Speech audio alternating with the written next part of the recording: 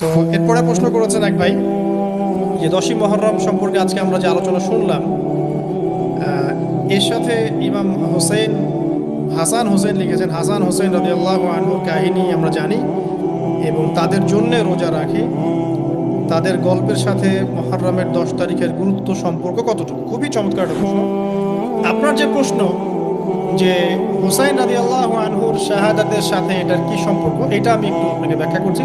10ই মুহররমে আল্লাহ রাব্বুল আলামিন ফিরআউনের কবল থেকে মূসা আলাইহিস সালাম এবং বনু ইসরাইলকে মুক্তি দিয়েছেন। এটা ছিল মুহররম মাসের 10 তারিখ। এই নিয়তে আমরা সওম রাখি, এই নিয়তে আমরা রোজা রাখি। আর কাকতালীয়ভাবে এই দিনেই 10ই মুহররমে ইমাম হোসেন রাদিয়াল্লাহু আনহুর শাহাদাত ঘটে গেছে।